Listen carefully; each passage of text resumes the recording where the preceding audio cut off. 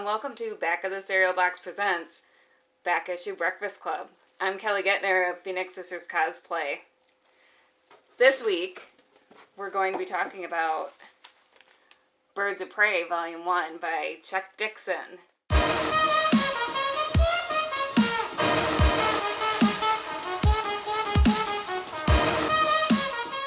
So this is the very start of Birds of Prey. This goes back to before Gail Simone sprinkled her magic pixie dust. This was right back when Oracle was just starting to become Oracle. So Barbara Gordon had been Batgirl, and then the Killing Joke happened, which was supposed to be an Elseworld story. But then DC decided to make certain parts canon, including the part where the Joker shot and paralyzed Barbara Gordon, and she ended up in a wheelchair. And then for a while, the character just kind of didn't. No writers wanted to do anything with her until John Ostrander came along, and in Suicide Squad, he gave her a new purpose as working behind the scenes as the all-seeing, all-knowing Oracle, who was just a computer genius, which wasn't too much of a stretch because Barbara was a librarian. She was already pretty smart with computers, so for her to make that move made sense for the character. And so he gave her this new purpose, and then at some point Chuck Dixon started writing Birds of Prey, and so this book is interesting because it collects not only the start of the actual series, but it also collects the, there were a couple one-shots, and then there was a mini-series before the proper Birds of series got started. So you have a few different art styles going here. You have Greg Land doing the very first one-shot, which, let's look a little bit at this beautiful interior art. Greg Land does absolutely gorgeous faces. He's also known for tracing from certain sources, so we'll let you Google that if you want. There's a little bit of controversy, but personally, I think that the art and that the stories that were drawn by Greg Land is gorgeous. It does veer a little towards the cheesecake, but what do you expect from a book with lots of gorgeous superhero women? And I don't think it's too much. Birds of Prey is really a story of characters who have kind of lost their way and are looking for a new purpose. So you have Barbara Gordon, who lost her mobility and was out of the vigilante game and is now looking for a new lease on life and looking for her new purpose. And then enter Black Canary, who she's currently kind of a hot mess. So she's broke and living in Seattle, even though she had originally moved there to be with Green Arrow, who she broke up with him years ago. He's now dead and is broke. She has no job prospects. She's kind of not doing the vigilante thing anymore for the most part, and just kind of aimless. So Oracle recruits her, gives her an expense account, gives her this fancy job where she's basically jetting around the world and getting the chance to save the world a bit more and beat up some bad guys and do some good again.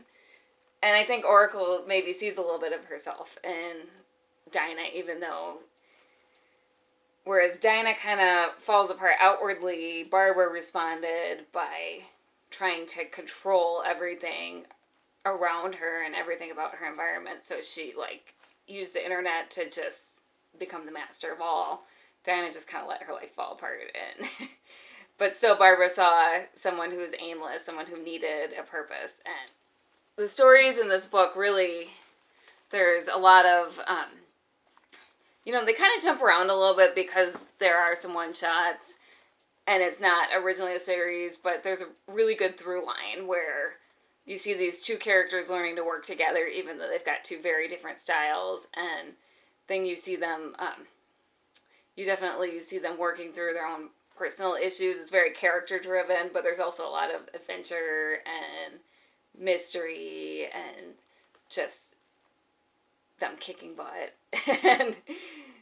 and so the first story has Dinah investigating, basically going undercover with this guy who turns out to be a grifter, and he pretends he's doing these goodwill projects, and they keep getting attacked by terrorists, and she finds out that they're getting attacked by terrorists because it turns out he's using cheap supplies and cutting a profit, and then he's having terrorists attack the projects, so he can just escape and no one will ever know that he basically cheaped out on these projects that were supposed to be humanitarian projects. And then the second story is pretty awesome because it has Dinah teaming up with Lois Lane, who is another perennial favorite of mine. And the art style between the first story and the second story is pretty different, so we'll have to, let me get to one of those pages. So definitely the art style in the second one is a little bit more, it's just a little bit more stylized than Greg Land's more realistic, almost photographic style. And then you get to the third story, which goes back to Greg Land's art style, and that has Black Canary teaming up with Huntress and Catwoman. And now, I have to admit, I'm not crazy about the third story because it starts out with Black Canary and Huntress going after a guy who wronged them, who basically pretended to be something he wasn't. But there's a pretty good twist as to how he tricked them. And Catwoman comes in and she was not wrong. In the romantic sense, he tricked her out of money. And Lady Shiva comes in later, so I love Lady Shiva. She's always, for anyone who doesn't know about Lady Shiva, she's basically one of the top fighters in the DC universe, and she's also a really interesting character, and she's the mother of Cassandra Cain, who's one of the more interesting Batgirls, in my opinion, one of the more interesting members of the Bat family. So you have a lot of fun dynamics, and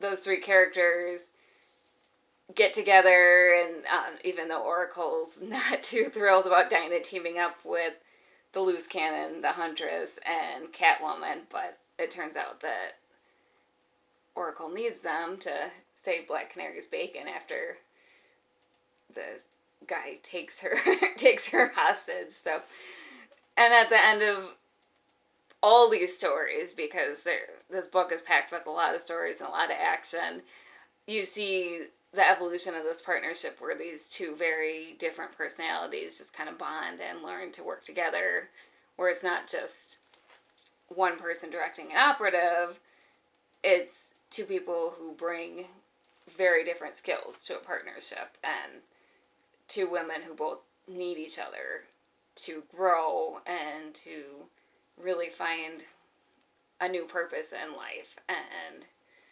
along the way, there's a lot of comic book fun and adventure and little bit of romance because of course you can't have a comic book without teensy bit of romance. So I'd say that for anyone who didn't realize that Birds of Prey didn't start with Gail Simone, it's really fun to go back and just kind of see where it all started. And Chuck Dixon has written just so much in the DC universe, and he's a really solid writer. He does a lot of good character work. He's done some good things for a lot of other members of the Bat family, and just, this is definitely worth checking out.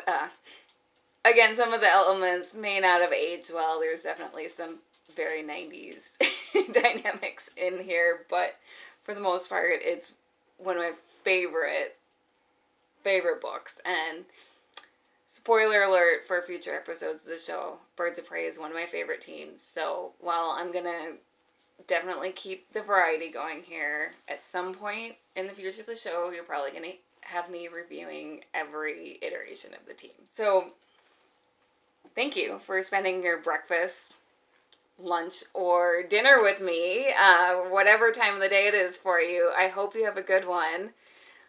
please drop in the comments what you're reading this week and put in your requests. If there's something you want me to read or review or a character that you want to hear about, I want to hear from you. And definitely be sure to follow Back of the Cereal Box, hit that like button, share this with your friends if you liked it. And thanks for spending this time with me, and hope you have a good week. Thank you.